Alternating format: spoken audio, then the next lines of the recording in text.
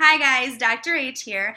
This short video is just going to be a brief overview of DNA and chromosomes and how those chromosomes are moving around in the cell. So this is not going to go in depth into DNA sequence or DNA mutations or those kinds of heredity things. We're going to talk about that later on in the next unit. This is just the information that you need to know in order to understand mitosis. So let's just start off here by having a review of what DNA is. So remember we talked about in classes that DNA is what holds all of our cells' genetic information. They are the instructions for making all the proteins that give you the characteristics. It's what makes you unique. Everybody has their own special sequence.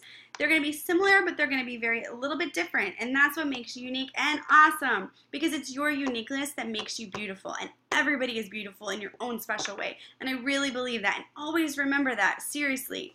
Okay, so DNA, where is it found? It's going to be found in the nucleus of your cell. And remember, the nucleus is what's going to be divided during mitosis. We will divide the cytoplasm later in cytokinesis. But right now, we're going to focus on nucleus and DNA because that's what's divided during mitosis. So let's just kind of look at the numbers of DNA. This is kind of like astounding. I think this is so crazy cool to imagine. So think about this, that each of your cells have about 2 meters of DNA. That is like bigger than I can hold my arms. Think of those 2 meter sticks together.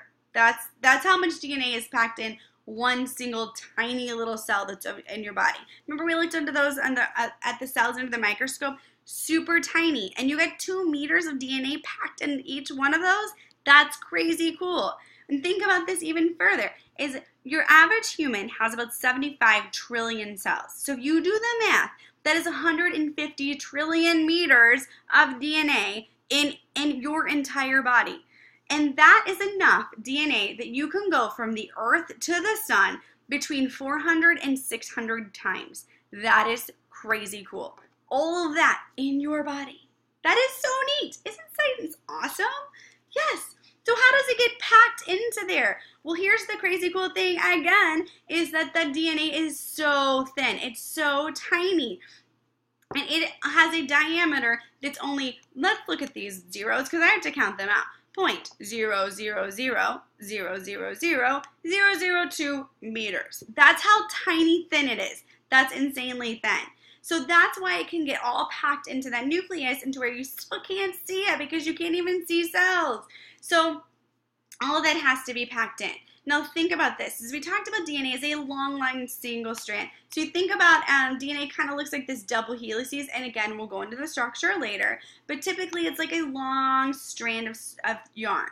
And you've got like 46 of them because you have 46 tiny pieces of them. There are 23 from your mom, 23 from your dad. And those things are typically wound up inside the cell, packed into like a little ball. This is what it looks like during interphase. It's all packed up into a tight little ball, all around up, tightly packaged together, so it can fit into that nucleus. So the thing is that if we've already replicated that. So not only do we have 46 long strands that are all wound up, now we have 92 of them because we had to duplicate them because we have to split them during mitosis. Remember, each daughter cell needs to be an exact copy of the parent. So we have to make sure we duplicate the DNA before we can split it so it's identical. Okay, so that's going to be like a hot mess to try and like split like 46 individual like 2 meter long from another 46, and then how are they going to get all mixed up? It's going to be like a hot mess. And you know, like Dr. H, I don't like disorganization. I don't like messes. It's like, it kind of freaks me out. Same thing here. The cell does not like to be disorganized. Remember, that's when errors can happen, and we can't handle errors because that causes mutations. Not the good kind of mutations that we really want, like X-Men. Like, how cool would that be? No, not those kinds of mutations. So we need to make sure that it's very organized, and the cell has a way to keep that organization. So what it does is it takes that ball of DNA that's found in interphase, and then it starts to separate out each of those 46 chromosomes, and they start to condense down into what are called chromosomes. So those chromosomes are just condensed DNA, just where they're all tightly wound and structured to where it's going to be easier to split up. So we got 46 copied versions of them. So let's just look at this too, is that one single chromosome, remember we have 46 of these single chromatids, but we've already duplicated them, so we've got 2 matching identical ones of that. Now, we've got 2 identical chromosomes here, But if we want to make sure that they split up evenly, and we want to make sure that they don't like split up like the same duplicate goes on one side and then the other we got to keep them together so that we can kind of organize them. And this really cool thing called a centromere comes into play here. So the centromere is kind of like a little tube or like a protein that comes in and like sticks those two together, and it contains them and they stick together. Those duplicated chromosomes stick together until they need to be pulled apart so that they can move as one unit. So a centromere here, and these two duplicated chromosomes are what we call sister chromatids. I don't know why we don't call them brother chromatids. I mean, that's kind of weird, but I don't know. Anyway, but we have sister chromatids. These two held together by a centromere. In my mind, I have this like little like crazy analogy. I think of these two little cute little 5-year-old identical twin girls, and they're just like la la la hanging around and playing. You know how 5-year-olds have like so much energy, they're like running around everywhere. Gotta keep them together. So like think about this: if you're taking them to a pool party, they're going to go to a pool party, they're going to jump in the pool, and they're going to like want to play together. If you've ever like played with your friend and like tried to get in the inner tube, like one of those cool little round inner tubes, and where you try to like bounce another person off, but you're like stuck in together and trying to stay together, I kind of think these two little twin girls like hanging out in the inner tube holding them together. They move as one little unit. I think it's kind of cheesy, but it'll come into play a little bit better later on. Anyway, that's what I think in my mind. Okay, so how are we going to move those like two sister chromatids around in the cell, move them where they need to go when they need to be there? So that's where these really cool things come into play called centrioles. Now these guys are like super stealthy. So like they only appear during division. You don't see them in the cell unless the cell is dividing.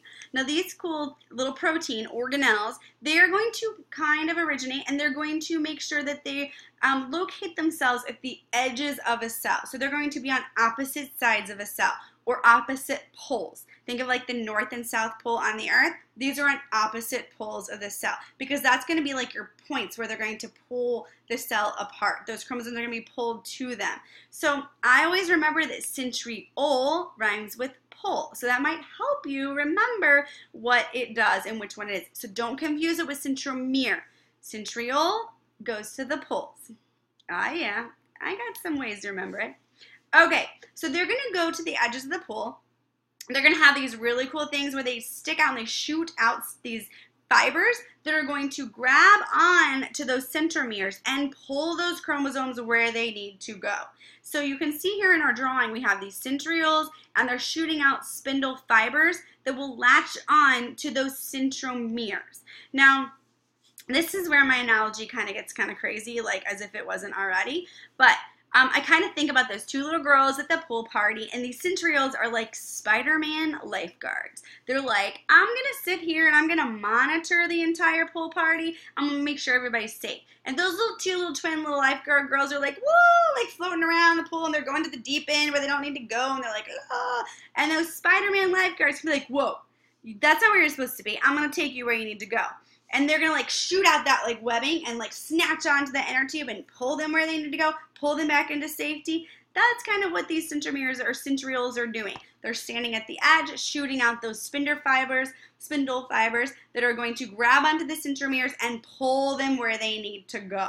Okay, so if that analogy helps, I mean, maybe you can use it. If it doesn't help, then whatever. It's just a cute analogy. You can make fun of it all you want, just not out loud because mean people suck. We're going to be nice. We're going to build people up, not tear people down. Let's remember that. Let's be good for society, okay? All right, so again, like always, if you have questions, come see me before and after school. Send me an email. Shoot me a message on Edmodo. Let me help you out. I want to make sure you study all this information. I want to make sure that you understand it. I want to see you do really, really well and learn. Be awesome. Keep studying. I will see you soon. Bye.